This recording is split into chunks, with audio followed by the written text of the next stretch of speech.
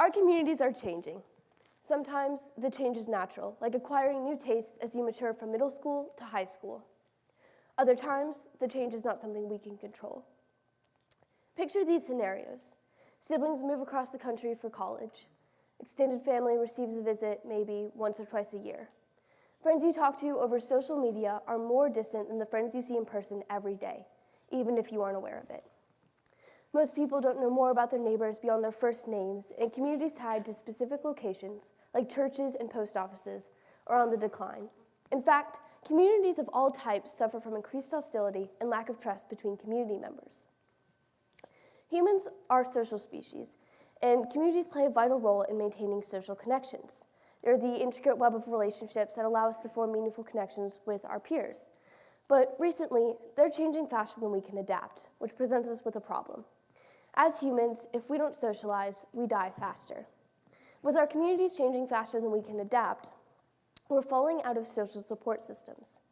When we fall out of social support, we find ourselves at risk of premature death. Two of the most potent killers are isolation and loneliness. Isolation, which is the objective measurement of the amount of relationships a person has, is not the same as loneliness, which is the subjective evaluation of the quality of those relationships. For example, a person can have many friends and still be lonely, but on the other hand, a person can have few connections and not be isolated. Though a person's social network may be large or small, it's the quality of the relationships within a network that determine how socially or emotionally isolated a person is. Okay. Meaningful relationships are vital to combating the negative effects of isolation and loneliness. When we engage in meaningful relationships, we ease the stress of feeling isolated or lonely, literally making our minds and bodies healthier. But when we don't engage in meaningful relationships, studies have shown that the experience of isolation and loneliness has been linked to serious health consequences. For example, Julian Holt-Lunstad at Brigham Young University has researched into the effects of isolation and loneliness on your physical health. She found that it impacts three areas in particular: your immune system, your cardiovascular system, and your lifespan, through illnesses, heart disease, and even cancer. She also found that it is comparable to the health risks of obesity and smoking today. Likewise, another research team found that, in general, people who report higher levels of loneliness are more likely to die than their peers who report lower levels. Chronic loneliness has also been linked to mental illnesses like depression and anxiety. So how do we prevent the negative effects of isolation and loneliness? Well, the answer is simple. We make meaningful, intentional relationships. But recently, we're finding it hard to make and maintain meaningful relationships with our peers, whether it's our older family members, next-door neighbors, or internet-based friends. Imagine that this room represents your social network. How many people in the room do you trust with your everyday issues, major problems, or fears? How many people would you truly open up to, be completely vulnerable with? Chances are a few people, but not many, and certainly not everyone. If there isn't a person that meets the criteria I just described, then a certain type of isolation can take place called emotional isolation.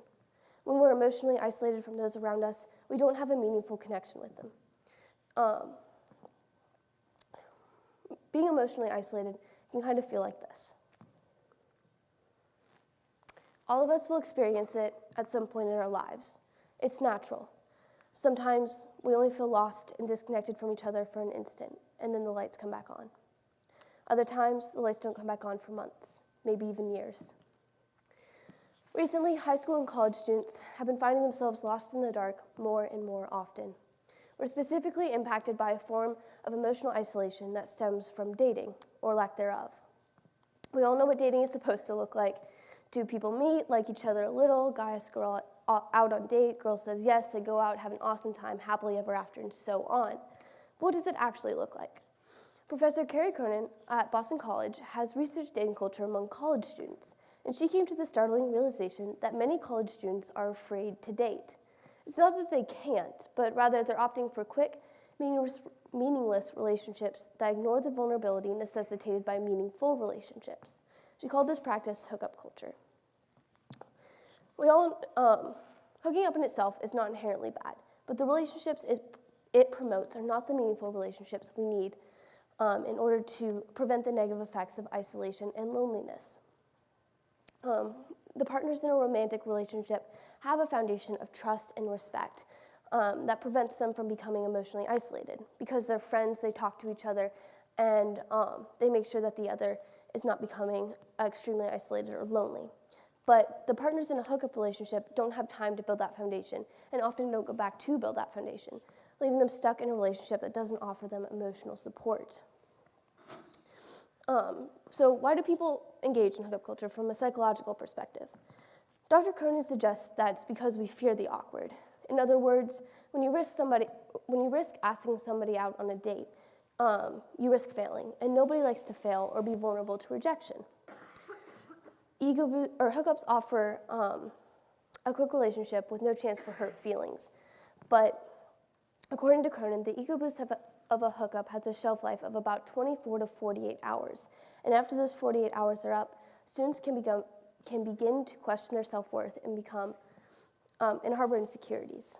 When we harbor insecurities, we go into a relationship with a critical mindset and emotional walls, making it easier to become emotionally isolated. The messy, complicated parts of relationships are the parts that matter the most. Especially in a world where our communities are changing faster than we can adapt, make sure that you have relationships with people you can trust. Be intentional about your relationships. Don't waste them. Less meaningful hookups are certainly tempting in a world where such emphasis is placed on productivity. But taking the time to form meaningful relationships can be the difference between life and death. Think about the people in your life, your own relationships. Do you have people who you can trust, people you can talk to?